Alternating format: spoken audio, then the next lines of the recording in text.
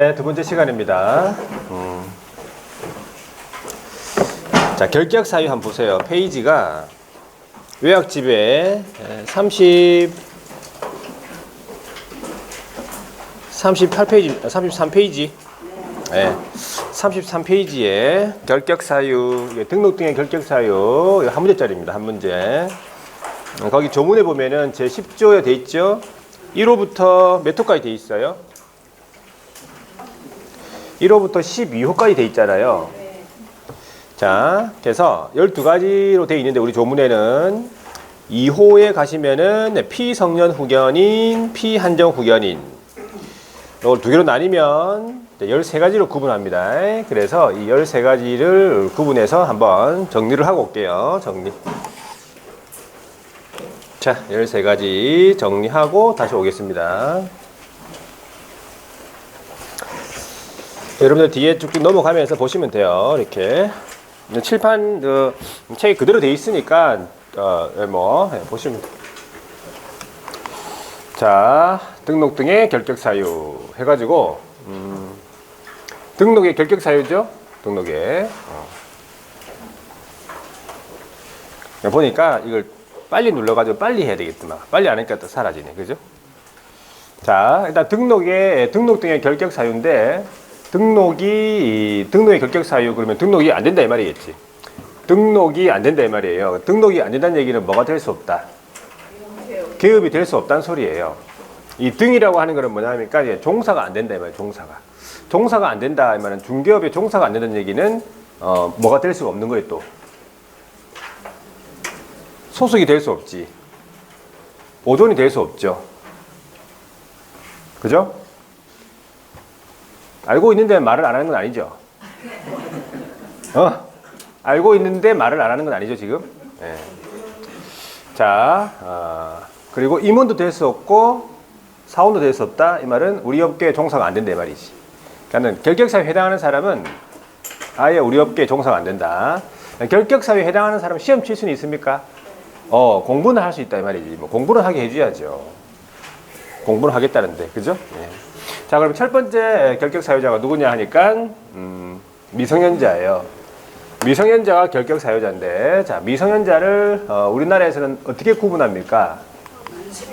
나이로 구분하죠. 나이로 구분해요. 지금 이제 현행법으로서는 이제 만 19세 미만, 만 19세 미만인 자를 하는 거죠, 그죠? 나이로 구분한다. 만약에 뭐 얼굴 보고 구분한다, 그럼 여러분들 다 뭐예요? 완전 미성년자지 뭐. 일부 제외하고. 누군지 잘 알 거예요. 제외되는 사람은. 자, 그래서 이게 지금 여러분들이 이제 나이가 약간 이제 지금 6월 20 며칠이에요? 23일인가? 20 며칠인가? 부터 이제 뭐 나이 계산이 좀 틀리게 되는 거죠. 근데 보니까 우리가 그대로 지금 하고 만으로 지금 이렇게 보통 이게 만으로 이렇게 나이를 하고 있는 건데 만만 없애는 거예요. 만이라만 글자만 없애가지고 이제 보통 그렇게 나이를 얘기하게 되는 거죠. 나이를. 그래서 이제 생일이 이렇게 지금 현재 연나이로 계산하는 건데 연나이에서 이제 생일이 지났으면은 한 살 줄이는 거고 생일이 안 지났으면 이제 2살 줄이는 거죠. 말을 할 때. 나이를 이야기할 때 이제는. 그러니까 결과적으로는 한 살 줄어드는 거지. 한 살이. 나이를 이야기할 때 줄어드는 거예요. 그죠? 예. 근데 이제 여러 가지 행정기관하고 이런 데는 뭐 그렇게 크게 변하는 건 없어요. 보통 다 만으로 했기 때문에. 그죠? 그러니까 만만 없애. 그러니까 민법에서 보니까 이게 많이 없어지더라, 많이. 나이 계산할 때. 만으로 표현 안 하고 그냥 이제 만 없애고 그대로 이제 19세 미만 이렇게 되는 거지, 쉽게 얘기하면. 이렇게 하면 되겠죠. 예.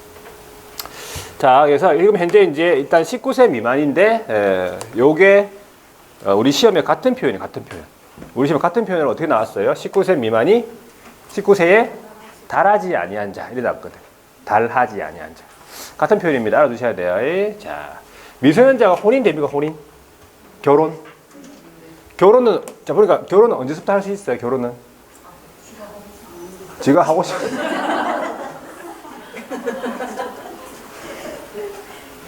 민법에 나와 있던데 보니까 결혼은요, 18세예요, 18세. 그 전에는 만 18세였거든. 만 18세에 결혼할 수 있다. 혼인 약혼을 할 수 있다. 만 18세인데, 그냥 개정 법률에 나중에 18세로 나와, 그냥. 그냥 18세. 만 빼고. 나이 계산할 때 그냥 이제 만 빼니까. 18세부터 결혼이 되는 거예요. 아시겠죠? 지가 하고 싶다 한 게 아니에요.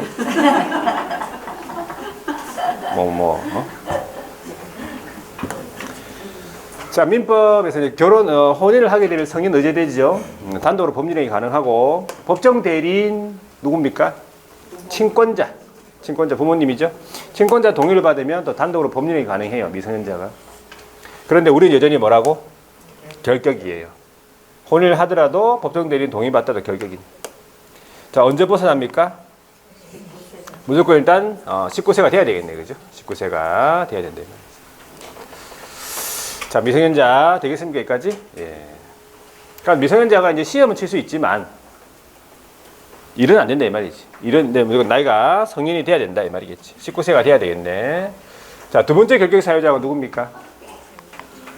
두 번째가 피성년 후견인, 금지산자. 피성년 후견인, 금지산자. 피성년 후견인은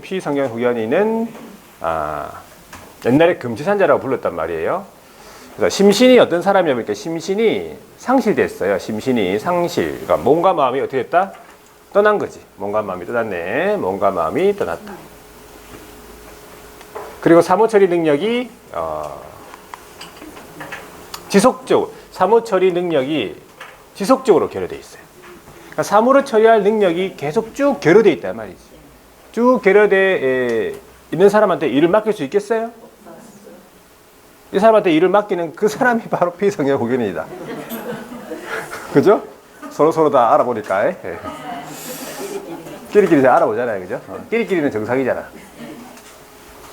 자, 하여튼, 지속적 결여에 일을 시킬 수가 없는 거지. 자, 중요한 건 이거예요. 가정법원으로부터 성년 후견에 관한 개시 심판을 받아야 돼요. 심판을 받은 사람을 뭐라 불러요? 피성년 후견인 이래 부르는 거야. 심판을 안 받았는데 좀 이상해. 결격 사유자입니까? 아니라는 거지. 중요한 건 심판을 받아야 돼요. 언제 벗어납니까? 가정법원으로부터 성년 후견에 관한 종료 심판이 있어야 돼요. 종료 심판을 받기 전에 막 한 대 맞고 막 돌아왔다. 갑자기 벗어납니까? 안 돌아와요. 종료 심판이 있는데 이 말이지. 자, 개시 심판하고 이 종료 심판 요 사이가 결격이 될 말이에요. 종료 심판을 받아야 결격에서 벗어납니다. 되겠죠? 그러니까 우리 시험 지문에 피성년 후견이 이렇게 나왔다. 지문이. 그럼 결격입니까? 결격 사유예요? 아니고. 맞고. 맞아요. 결격 사유자예요. 피성년 후견인을 이 개시 심판 받은 사람을 피성년 후견이라 부르거든. 뒤 돌봐줌을 당하는 사람. 자, 그다음에 한 사람 더 있죠. 피한정 후견인. 빨리 눌러요. 빨리 한번 눌러보자. 나오는지. 피한정 후견인은 한정 시사한다. 나오네. 빨리 누르니까 나오네. 그렇죠. 자, 대단하죠. 벌써 파악하잖아요. 이 기계에 대해서. 딱 보니까 빨리 눌러야 돼. 누르고 난 다음에 빨리 딱. 그 다음을 빨리 눌러줘야 얘가 정신 차리네. 그죠? 자, 심신이 약하네. 몸과 마음이 왔다 갔다 한다. 사무처리 능력이 부족이다. 부족. 가정법원으로부터 한정 후견에 관한 개의 심판 받은 사람. 언제 벗어나겠어요? 가정법원으로부터 종료 심판을 받아야 결국에 벗어나겠죠. 똑같아. 약할 뿐이지. 피한정 후견이. 되겠죠? 예. 자, 이 피 들어가는 사람 중에서는 이 두 사람이 결격 사유다. 피한정, 피성년. 우리 시험 문제에 한 두 차례 정도 나온 적이 있다. 피특정 후견인. 피특정 후견인은 결격이다 아니다? 아니에요. 피특정 후견인은 특정 업무에 후견받는 사람이죠. 이거는 결격 사유가 아니라는 거 조심하셔야 돼요. 되겠죠? 예. 여기가 이제 이 세 사람 미성년자, 피한정, 피성년 이 사람들 제한 능력자 이 세 사람 부르죠. 자, 그 다음에 파산자, 파산 선고를 받고 복권되지 아니한 자, 파산자, 그죠? 돈이 없잖아. 돈이 없으니까 어떻게 돈을 보면 어떻게 하겠어? 환장하지 뭐. 환장하지. 돈을 보면 환장하지. 그러니까 막 바로 도망간다 이 말이에요. 사람이. 어? 자, 파산자 이제 복권 선고 바다에 벗어납니다. 복권 결정, 면책 결정 이렇게 생각하시면 돼요. 선고받기 전에 돈을 완제했다고 벗어나는 건 아니다 이 말이지. 되겠죠? 자, 이런 거 들어봤죠? 개인 회생, 신용불량. 결격입니까? 아닙니다. 개인 회생 문제 나온 적이 있어요. 결격 사유자 아닙니다. 개인 회생, 신용불량은. 되겠죠? 여기까지? 예. 자, 이제 수용자예요. 교도소에 관한 내용인데, 자, 누구냐 하니까. 자, 일단 빨리 한번 눌러봤어요. 자, 금고 이상의 실형을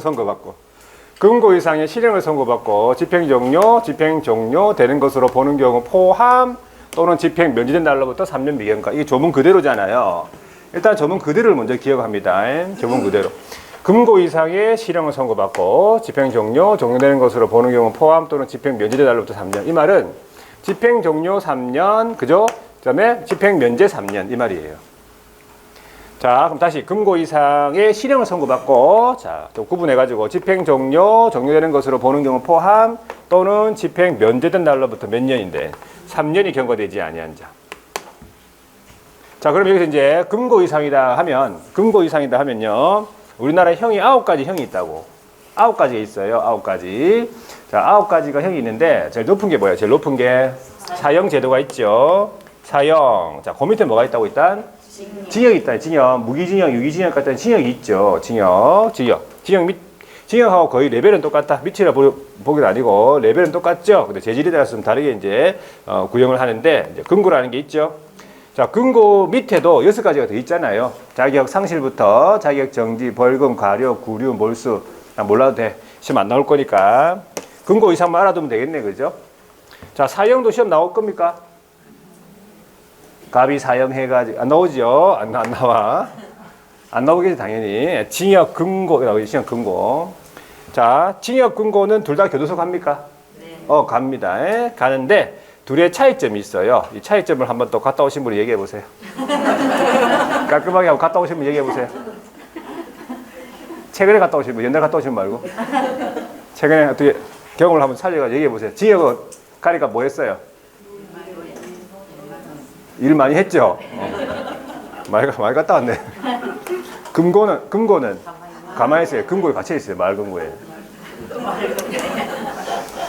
자, 예를 들어서 둘 중에 하나 또 받아봐야 된다. 둘 중에 하나 받을 상황이다. 그럼 뭘 받아보시겠어요? 금고 안에 갇혀 있으면 어떻게 된다고? 피성년 후견인데, 자동으로 피성년 후견인데. 자, 징역을 뭐 일을 해야 될까요, 사람이, 그죠? 예. 중요한 거는 이 징역 금고가 이 법에 의하든, 그죠? 저법에 의하든 불문한다는 사실이지. 저법에 의해서 금고 이상을 받아도 결격 사유라 이 말이에요. 그러니까 음주운전 하다가 징역 받았다. 뭐가 돼? 결격입니다. 음주운전 하다가 징역 받으면 결격이죠. 누구 때리가지고 징역 받았다. 결격입니다. 사기쳐가지고 징역 받았다. 결격이에요. 아시겠죠? 예. 자, 이 법적을 불문한다는 사실이고, 그 다음에 이제 이 집행 종료란 말이 무슨 말이에요? 집행 종료는 형을 다 채우고 나왔다.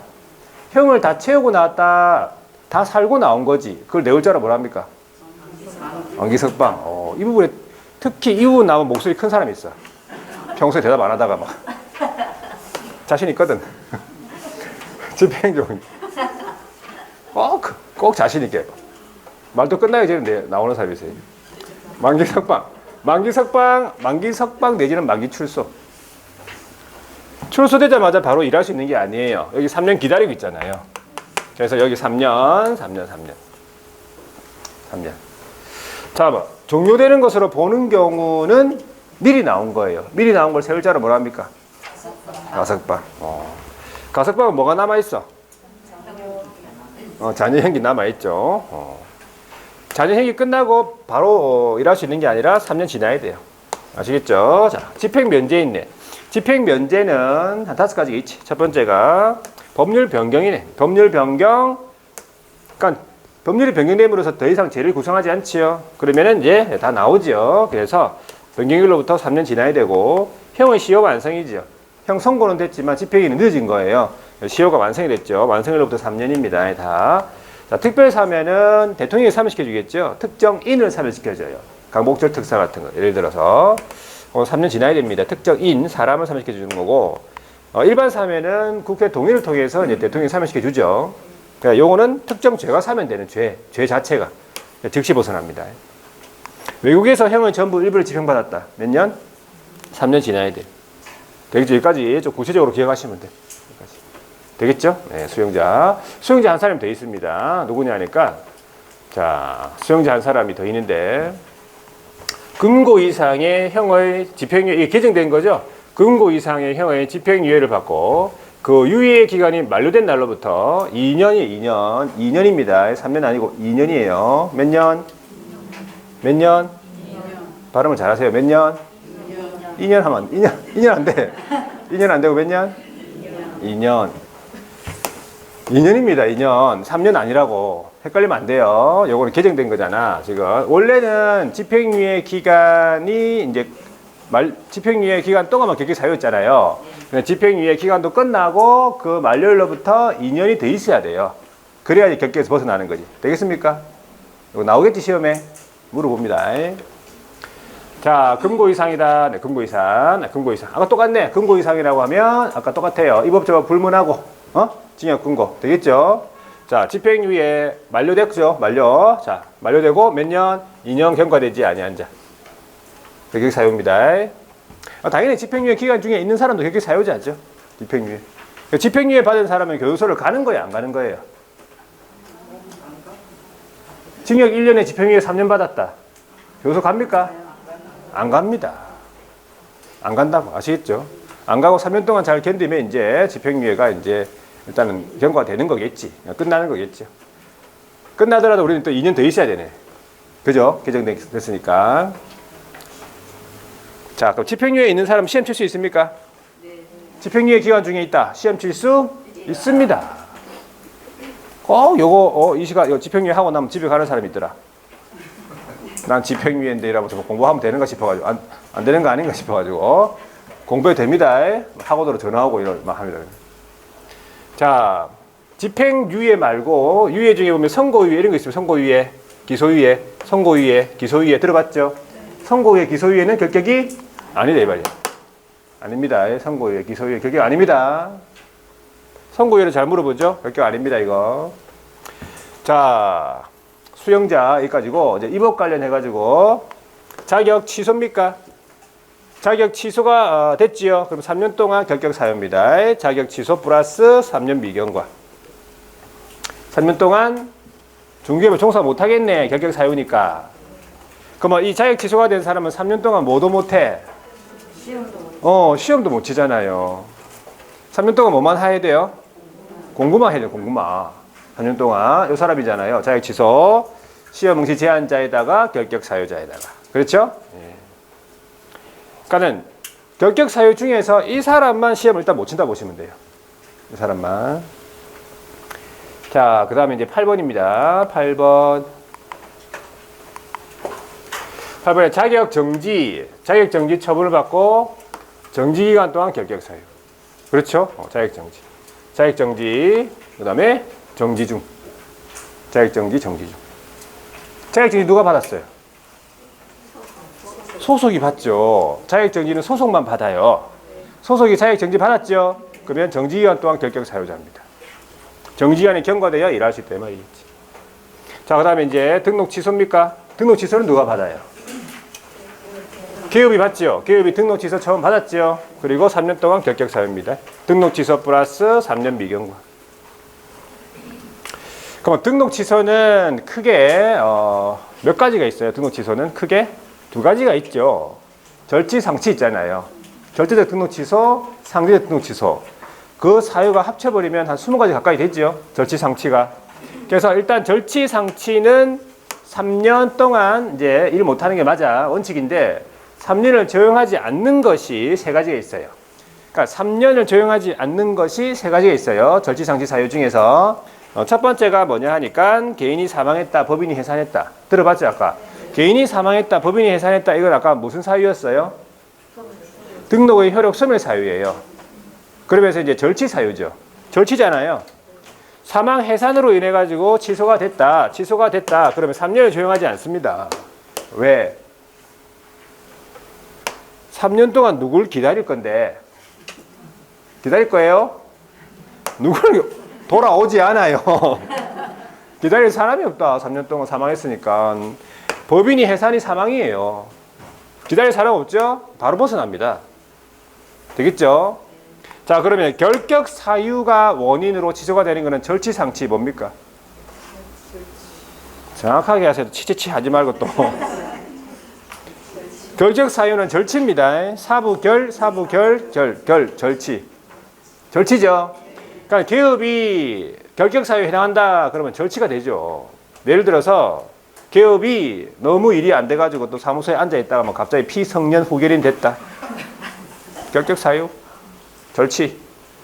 그런데 3년을 적용하지 않는다 이 말이지. 이 말은 그 결격 사유만 해소가 되면 바로 등록된다 이 말이야. 자, 피성년 후결인 됐지요. 그런데 3년 되기 전에 적용심판 받았어. 그럼 바로 일할 수 있다. 등록된다 이 말이지. 역으로 얘기하면 3년이 지났는데도 적용심판 안 받았죠. 적용심판을 안 받았죠. 그러면 등록 안 됩니다. 되겠죠? 그러니까 3년하고 관계없다 이 말이지. 결격 사유 자체만 해소가 되면 된다. 결격 사유만 해소가 되면 바로 종사된다. 등록된다 이 말이에요. 되겠죠? 자, 그 다음 세 번째가 뭐예요? 등록 기준 미달입니까? 등록 기준 미달. 이거는 절치상치 뭡니까?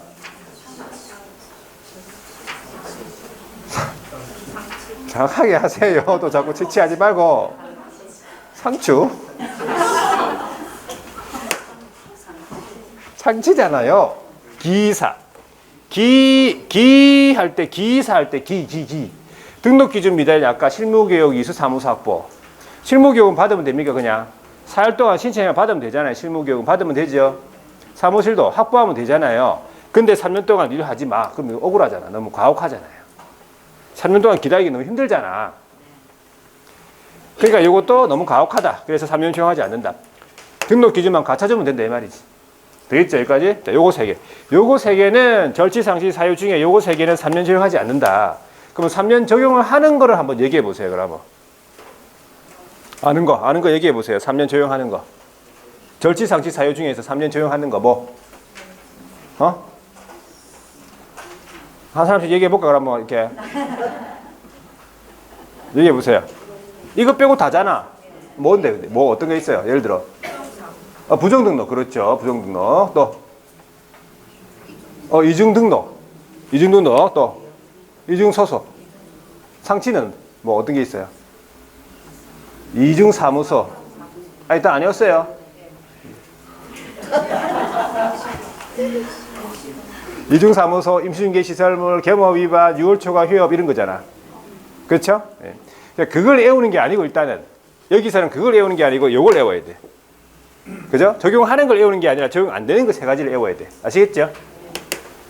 그리고 절치상치는 나중에 행정 처분할 때 그때 이제 암기법을 통해서 암기해 놓으면 되고. 자, 되겠습니까? 그 다음에 이제 10번째가 업무정지. 자, 10번째가 업무정지네, 그죠? 업무정지. 업무정지 받고 뭐라 돼 있어요? 폐업이잖아요. 업무정지 폐업. 그 다음에 업무정지 기간이 경과되지 아니한자. 여기서 중요한 게 뭐예요? 폐업이 중요한 거예요. 그러니까 업무정지를 여기 받았다고 해가지고 업무정지를 받았다고 해가지고 결격 사유가 되는 게 아니에요. 업무정지를 받고 뭐 해야 돼, 이 사람이? 폐업해야 돼요. 폐업이 중요한 거예요. 폐업을 안 했다면 그냥 업무정지 상태고, 폐업을 하면은 뭘로 들어가는 거예요, 이제? 결격 사유자로 들어간다 이 말이지. 언제까지? 언제까지? 이제 업무정지 기간이 경과될 때까지. 그러니까 폐업을 했지만 업무정지 기간이 경과될 때까지는 등록 안 시켜줍니다. 만약에 이렇게 안 만들어 놓으면 업무정지 해먹고 폐업하고 바로 또 등록하고, 업무정지 해먹고 폐업하고 등록하고 이렇게 한단 말이지. 폐업에도 불구하고 업무정지 기간이 경과되어야 등록된다 이 말입니다. 자, 그 다음에 11번째 중요하지요. 업무정지 처분받은 법인의 업무정지 뭐할 당시, 사유가 발생할 당시에 사원 또는 임원으로서 당의 법인이 업무정지 기간이 경과되지 아니한 자. 요건데, 자, 업무정지 처분을 받았죠. 근데 업무정지 사유가 발생할 당시에 있었던 사원 임원들이 당의 법인이 업무정지 기간이 경과될 때까지 일을 못한다 이 말인데, 자, 법인이요. 업무정지 사유가 발생했어. 법인이 있었는데 업무정지 사유가 발생했지요. 사유가 발생할 당시에 있던 사원 임원들이 사유가 발생하자마자 나갔어요. 법인을 나갔어요. 그리고 그 이후에 새로운 사원 임원들이 들어왔다고. 그런 다음에 등록관청이 와가지고 그 전에 업무정지 사유로 처분을 한 거예요. 그러면 처분 당시에 있는 사원 임원들은 이 업무정지를 모르잖아. 모르죠. 이 처분 당시에 있는 사원 임원들이 아니고 나간 사원 임원 있죠. 이 나간 사원 임원들이 사유 발생할 당시 사원 임원이잖아요. 이 사람들이 법인을 나갔지만 다른 데 가지고 일을 못한다 이 말이지. 언제까지? 당연히 법인이 업무정지 기간이 경과될 때까지. 업무정지 기간이 경과되어야 그 나간 사원 임원도 일할 수 있다 이 말이지. 중요한 건 뭐예요? 사유가 발생할 당시의 사원 임원이에요. 이건 뭐라 나오겠어? 처분 당시라 나오겠지. 처분 당시 아니면 사유 발생 후 사원 임원들. 아니에요. 당시가 중요한 게 사유 발생 당시의 사원 임원들이 결격 사유자지. 아시겠죠? 네. 자, 됐고. 그 다음에 이제 12번째, 이것도 중요하죠. 12번째. 자, 12번째. 여기 이 법을 위반해가지고 300만 원 이상의 벌금, 그 다음에 선고받고 3년 미경과. 이 네 가지가 모두 충족돼야 돼요. 네 가지가. 네 가지가. 보세요. 이 법을 위반했죠. 그리고 돈이 얼마라고요? 300만 원 이상의 벌금형 선고받고 3년 경과되지 아니한 자. 네 가지가 충족돼야 돼요. 그래 결격 사유입니다. 자, 반드시 이 법이 돼야 되겠죠. 자, 음주운전을 하다가 300만 원 이상 벌금 받았다. 결격 사유자입니까? 아니죠. 이 법이 아니니까. 자, 그러면 음주운전을 하다가 징역 받았다. 결격 사유자입니까? 결격 사유자죠. 예. 이 법 저거 불문하잖아. 징역형은 꼭 조심하셔야 돼요. 벌금은 무조건 이 법이 돼야 된다. 자, 이 법을 위반했는데 200만 원이다. 결격사유 아니죠. 자, 이 법 위반했는데 300만 원 이상의 과태료다. 결격사유자 아닙니다. 요걸 다 잘 보셔야 돼요. 어떤 부분을 고칠지 모르겠죠 지금. 예. 자, 그 다음에 이제 하나 더 중요한 거. 기업이 300만 원 이상의 벌금 받긴 받았는데 양벌 규정에 의해서 받았다 이 말이지. 양벌 규정에 의해서 받았다는 얘기는 기업이 지가 잘못해가 받은 게 아니라 고용인이 잘못해가지고 고용상의 책임으로서 이렇게 형사 책임으로서 받은 거예요. 자, 그때 받은 300만 원 이상의 벌금은 결격 사유자가 아니다 이 말이지. 알아둬야 되겠죠 이거. 예. 본인의 잘못을 받아야 돼요 기업이. 자, 그럼 마지막에 결격 사유자에 해당하는 자가 임원 또는 사원으로 있는 법인. 결격 사유자가 있으면 안 되잖아요. 법인이 결격 사유가 되는 거지 그러면. 여기는 억울하잖아. 법인이 억울하죠. 그러니까 이걸 내보내야 단서가 있어요. 그 사유가 발생한 날로부터 몇 월? 2월 이내에 해소하는 경우 제외하겠다. 단서가 있네. 그 사유가 발생한 날로부터 2월 이내에 해소. 내보냈죠. 그러면 법인이 결격이 아니겠네. 되겠습니까 여기까지? 예. 자, 여기까지 정리하고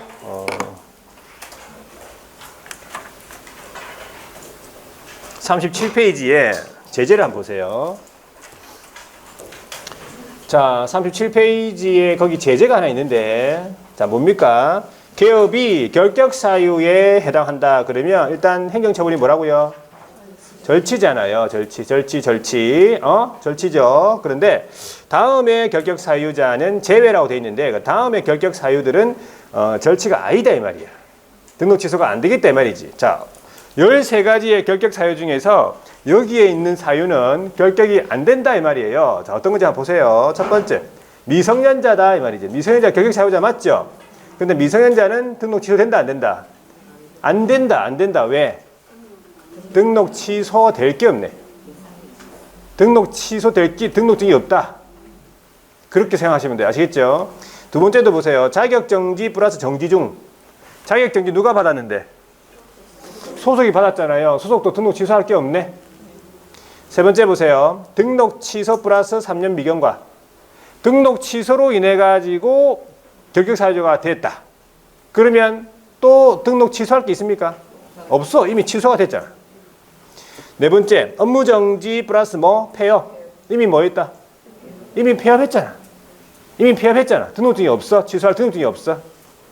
그 그 다음에 다섯 번째, 업무정지 처분받은 법인의 업무정지 사유 발생한 당시의 사원 임원들. 이 사유 발생한 당시의 사원 임원들도 등록증이 없잖아.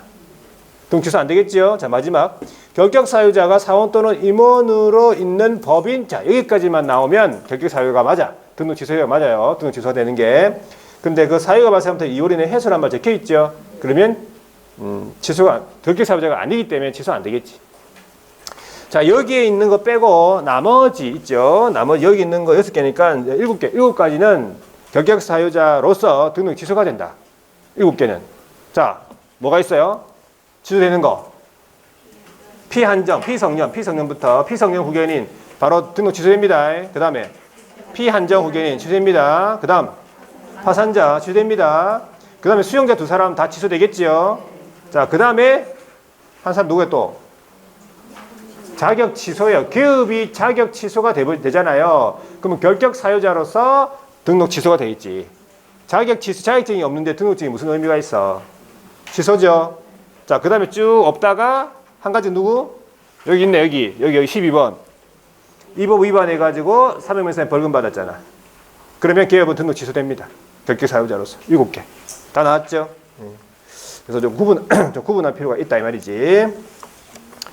자, 그 다음에 한번 문제를 바로 풀어볼게요. 그럼 이제, 결격 사유 문제 페이지가 29페이지입니까? 네, 29페이지. 10번 문제입니다. 등록의 결격 사유 해당하는 자를 모두 고른 것. 문제 풀어보면 어렵지 않습니다. 이거는. 기억 보세요. 미성년자가 임원으로 있는 법인이다. 미성년자가 임원으로 있는 법인이 무슨 말이죠? 결격 사유자가 임원으로 있는 법인 이 말이잖아. 우리 13번에 있는 거. 단서가 없죠, 지금. 예, 결격이죠. 법인 자체가 결격이에요. 해소했단 말이 없잖아, 지금. 자, 니은 보세요. 개인 회생만 어쩌고저쩌고 나왔네, 그죠? 개인 회생. 결격입니까? 아니지요. 디귿 보세요. 자격이 취소가 된 후 4년이 경과됐대. 벗어났잖아요. 3년이 지났으니까 벗어났지. 자, 리을 음주교통사고. 저 법이죠. 징역을 선고받고, 자, 집행유예. 이 법 저거 불문하죠, 집행유예도. 집행유예 기간 중에 있다. 결격이지 뭐. 집행유예 기간이 만료가 되고 2년 미경과한 경우도 결격입니다. 이제 뒤로 넘어와서 11번. 개설 등록을 할 수 있는 경우. 이건 무슨 말이에요? 개설 등록을 할 수 있는 경우. 이게 무슨 말이에요? 개설 등록을 할 수 있는 경우에 이 무슨 말이에요? 에? 결격 사유자가 아닌 걸 물어본 거예요. 자, 1번에 갑이 부정한 방법으로 자격을 취득해가지고 자격이 취소가 되고 2년이 경과되지 않았다. 그럼 결격이지 뭐. 3년도 경과 안 됐으니까 뭐. 자, 2번. 갑이 도로교통법 위반이네. 저 법 금고 이상의 실형 선고받고 종료된 날로부터 3년 경과되지 아니했다. 결격이지 뭐. 자, 3번. 갑이 등록하지 않은 인장을 사용해서 자격이 정지가 됐고 정지기간 중에 있으니까 결격이지. 4번. 갑이 대표자로 있는 법인이 해산했네. 해산했죠. 등록이 취소가 된 후 3년이 경과되지 않은 경우는 결격이 아니죠. 이거는 왜? 3년을 적용하지 않으니까. 바로 벗어나는 거예요. 해산, 사망 해산, 3년 적용하지 않잖아. 그냥 결격이 아닌 거지. 등록할 수 있겠네. 있는 경우라 보는 거죠. 자, 5번. 갑이 중개대상물 확인 설명서를 교부하지 않아 업무정지 받았죠. 폐업을 했고 그 업무정지 기간이 경과되지 않았으니까 결격사유. 되겠죠? 12번 보세요. 2023년 10월 23일 현재 날짜가 주어집니다. 결격사유에 해당하는 자를 물어봤어요. 1번. 선고유예 나왔죠? 결격입니까? 아니지. 결격 아니죠. 예. 2번. 2018년 4월 15일 파산 선고 받았는데 2023년 4월 15일 복권됐네. 바로 벗어나잖아, 그죠? 결격 아니겠지. 3번. 도로교통법 위반해가지고 자, 저 법인데 500만 원 벌금이라고. 저 법 벌금 결격이 아니잖아요. 자, 4번에 거짓으로 등록해가지고 2020년 11월 15일 등록이 취소가 됐다. 그러면 이거는 3년 적용합니까? 3년 적용해야지. 3년 플러스 해보세요. 23년 11월 15일 날 벗어나네. 그러면 10월 23일 현재는 결격이네. 이 사람 결격이에요.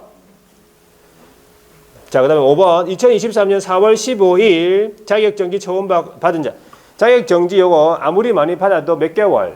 6개월 플러스 해보세요. 10월 15일 날 벗어난다. 10월 23일 현재는 결격이 아니겠네. 이런 날짜가 주어집니다. 그러니까 3년을 더하기 해야 되는지 많이 해야 되는지 이런 거 알고 있어야 된다는 얘기죠. 자, 오늘 13번 보세요. 결격 사유에 해당하는 자를 모두 고른 것은 기억 나왔습니다. 피특정 후견인 결격입니까? 아니죠. 자, 니은 선고 이후에는 결격 아니죠. 자, 디귿 금고 이상의 형의 집행유예를 받고 그 유예기간 중에 있는 자 결격 맞고 유예기간이 만료되고 2년 미경과한 자도 결격 맞아요. 자, 다음에 리을 자격증 대여, 자격증 대여가 자격 취소가 됐죠. 3년이 경과되지 않았으니까 결격 사유. 14번 등록의 결격 사유 해당하지 않는 자 1번 이 법을 위반해서 200만 원 벌금. 돈이 모질하네. 모질해. 1번은 결격이 아닙니다. 답은 1번이죠. 찍고 넘어가야 돼. 자, 2번 금고 이상의 실형을 선고받고 집행 종료, 그 다음에 면제된 날로부터 3년 경과되지 아니한 자. 조문 그대로죠. 자, 3번에 자격이 취소가 되고 3년 경과되지 아니했죠. 4번에 업무정지 처음 받은 법인의 업무정지 뭐할 당시 사유 발생할 당시의 사원 임원들. 결격 사유자 맞죠? 당해 법인이 업무정지 기관에 경과되지 아니한 자. 사유 발생할 당시의 사원 임원들 결격 사유 맞고 5번에 자격이 정지가 됐죠. 자격 정지 기간 중에 있는 자 결격 소속이죠.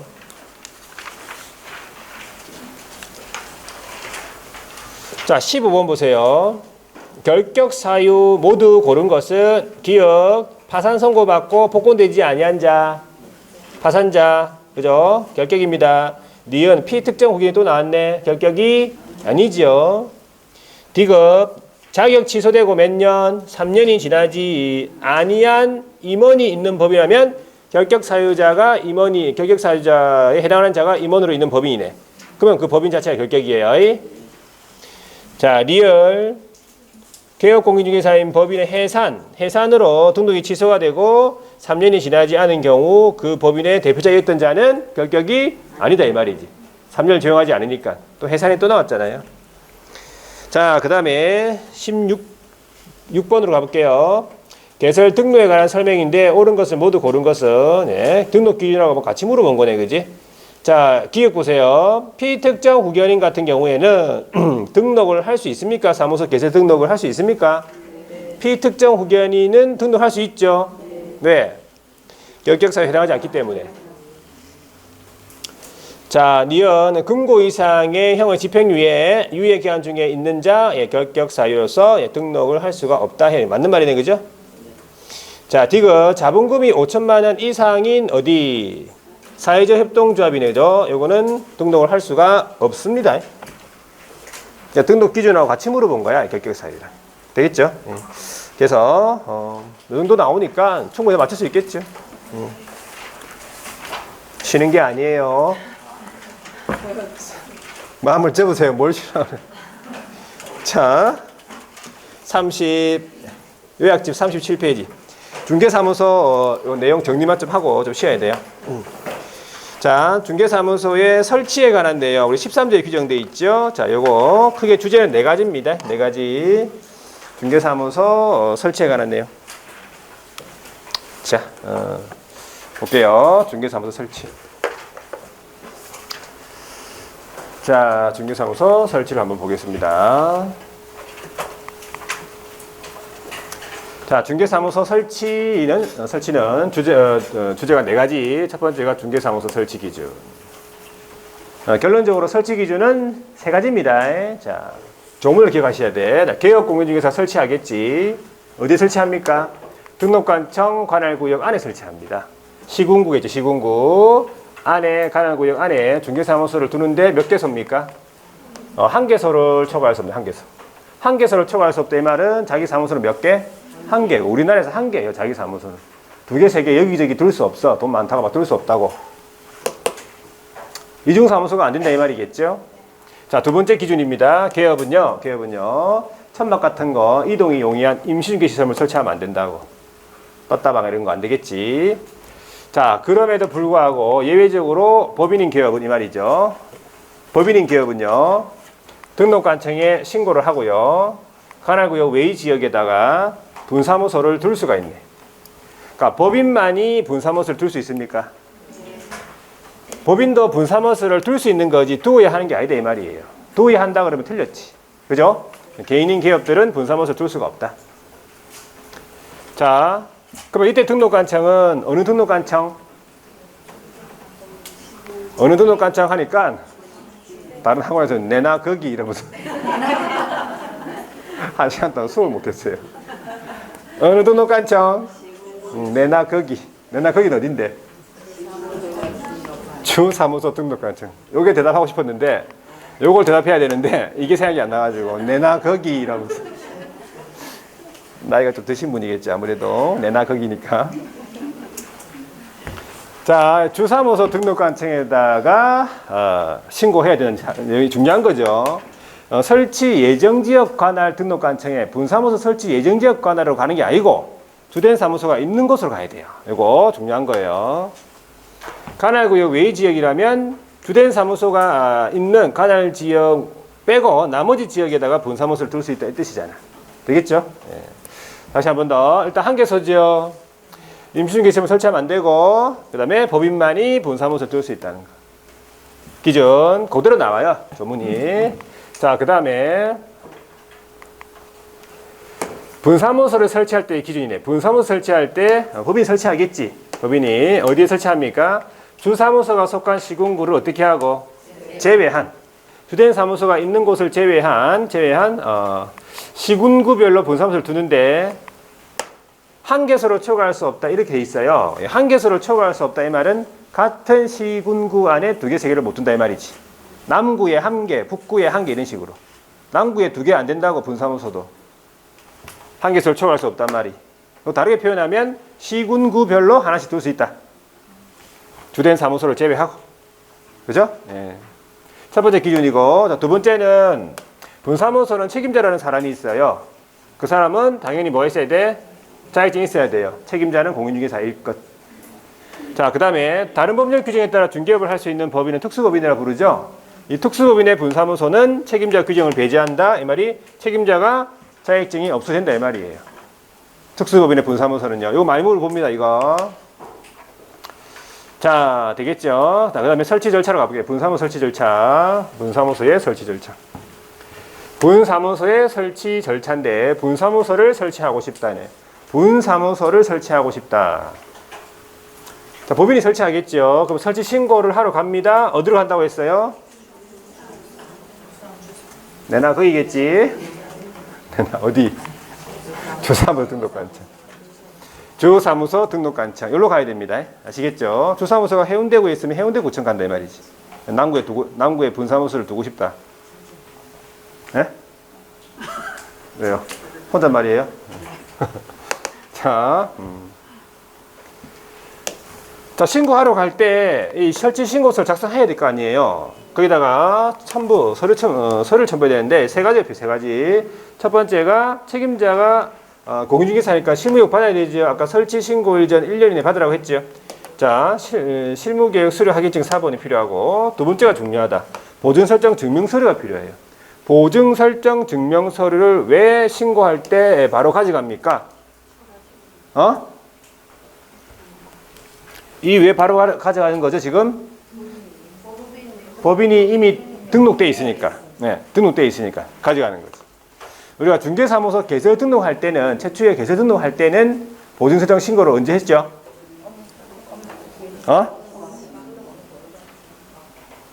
절차를 생각해. 절차에서 통지받고 난 다음에 했단 말이야. 통지받고 난 다음에 했죠. 처음부터 안 가져갔죠. 중개사무소 개설 등록할 때는 왜 안 가져간 겁니까? 등록이 될지 안 될지 모르니까 안 가져간 거고, 통지받았으면 등록됐으니까 이제 설정한다 이 말이에요. 근데 분사무소는 바로 법인이 등록돼 있으니까 바로 보증설정 신고해가지고 설정해가지고 바로 이게 증명서를 갖춰가지고 신고한다 이 말이 있죠. 자, 세 번째 사무소 확보 서류가 필요하다. 건축물 디자인이 기재가 되면 기재지원 사유서까지. 자, 첨부할 필요 없는 거 있죠. 똑같이 했죠. 또 첨부할 필요 없는 거, 첨부할 필요 없는 거. 등록관청 확인사항, 등록관청 확인사항. 자, 누구 책임자의 자격증. 책임자의 자격증은 첨부 안 하죠. 어떻게 하지 그러면? 하라고 했잖아요. 여기 아까 나온다 했잖아요. 등록관청이 자격증을 교반 시도사한테 자격 확인을 요청한다. 이렇게 말을 할 수 있어야 돼. 조회. 아시겠죠? 조회. 자, 법인 등기상 증명서 첨부 안 합니다. 이거 물어봅니다. 건축물 디자인도 첨부 안 하겠지. 다 등록관청에서 확인해야 될 사항이에요. 첨부 X. 자, 신고했지요. 적합하지요. 그러면 바로 뭐 줍니까? 신고하기 위해서 바로 줍니다. 통지 이런 거 없어요. 교부를 하고 플러스 지체 없이 설치 예정지역 관할에 통보.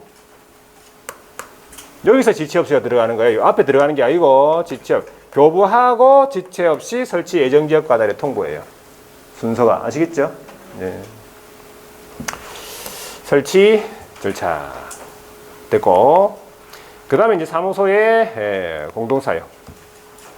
자, 사무소의 공동사용은 사무소만 같이 쓰자는 거예요. 모든 것이 개별이다. 등록부터 폐업까지 다 개별이야. 잘 됐었는데 이상하네. 그죠? 등록부터 폐업까지 다 개별이에요. 등록 폐업까지. 그러니까 사무소의 공동사용.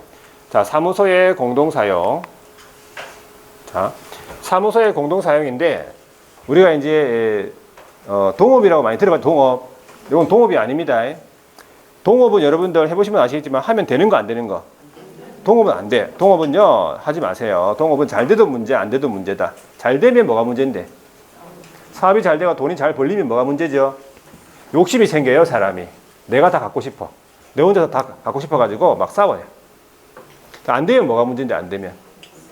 안 되면 니 때문에 안 된다 그러면서 맨날 참 늦게 다니고 그러면서 꺼지라고 그러겠죠? 싸웁니다. 잘 돼도 싸우고 안 돼도 싸운다. 이건 동업이 아니고 뭐예요? 사무소만 같이 쓰자는 거지. 되겠죠?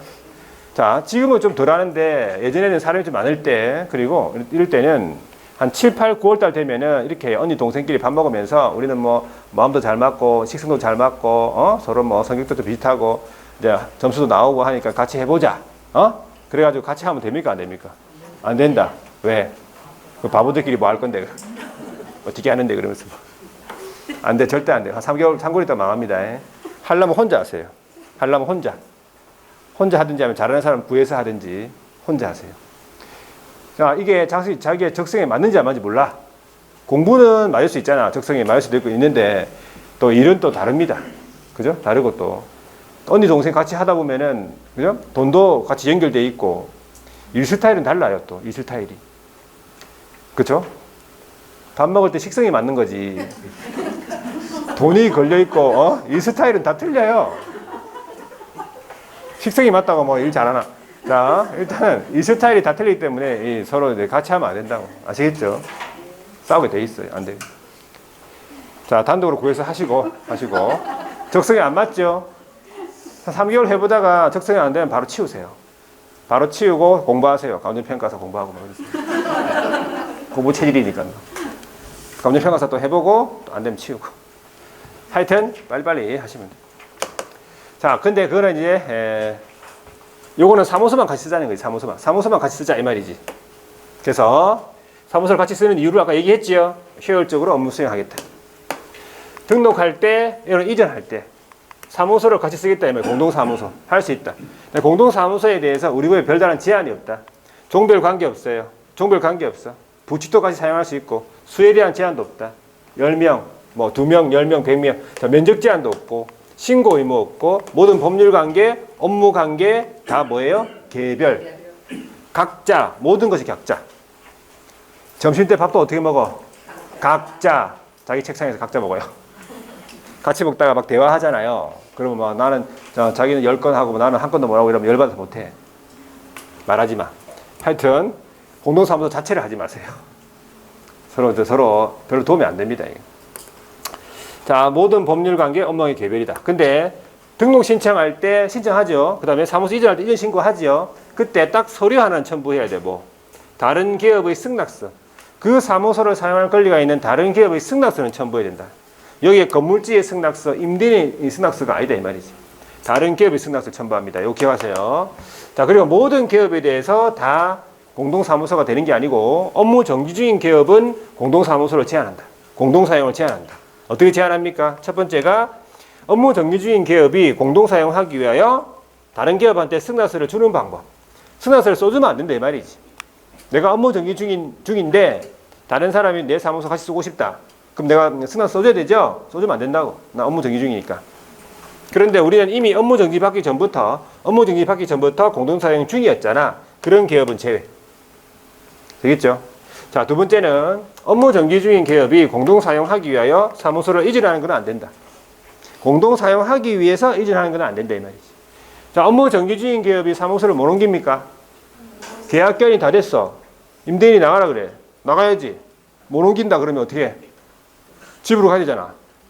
집에 가서 할 수는 없잖아요. 어린이집도 아니고 지금. 업무 정지라도 옮길 수 있어요. 옮길 수 있는데 공동 사용하는 방법으로는 못 옮긴다고요.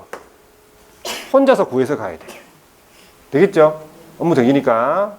근데 휴업 중에도 사무소 옮겨 됩니까? 휴업 중에. 계약간이 다 됐잖아요. 근데 휴업 중인데 계약간이 다 됐다. 나가라 그러면 나가야지. 휴업 중에도 옮겨 된다. 이전 되겠죠? 휴업 중에 있는 기업은 공동 사용하는 방법으로 이전 됩니까?